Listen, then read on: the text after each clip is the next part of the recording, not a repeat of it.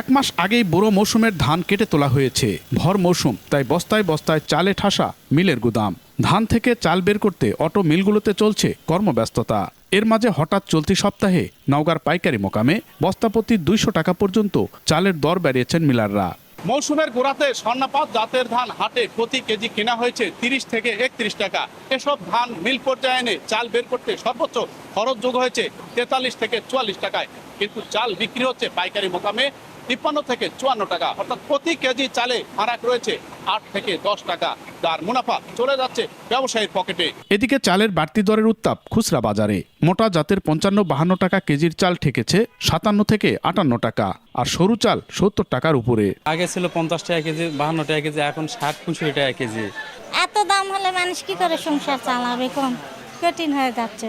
চালের বাজারের যখন বাড়তি দরের উত্তাপ, তখন হাটে তোলা ধানের ন্যায্য দর না পাওয়ায় হতাশ চাষিরা।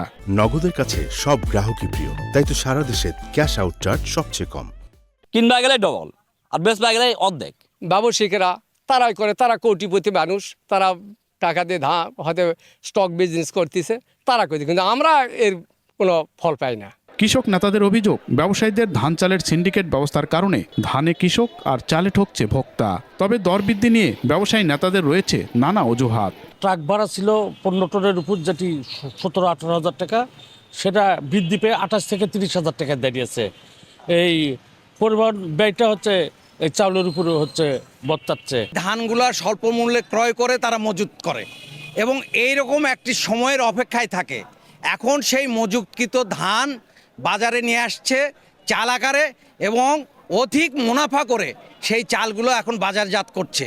এ অবস্থায় সুযোগ সন্ধানী ধান চাল ব্যবসায়ীদের বিরুদ্ধে ব্যবস্থা নেওয়ার আশ্বাস খাদ্য বিভাগের। আমরা নজরদারি রাখছি এবং যদি এর সাথে কোনো সিন্ডিকেট বা লোক জড়িত থাকে, আমরা আইনানুগ ব্যবস্থা তাদের বিরুদ্ধে গ্রহণ করব। গেল বুড়ো মৌসুমে জেলায় 12,50,000 মেট্রিক টন ধান থেকে চাল উৎপাদনের লক্ষ্যমাত্রা ধরা হয়েছে 8,60,000 মেট্রিক টন।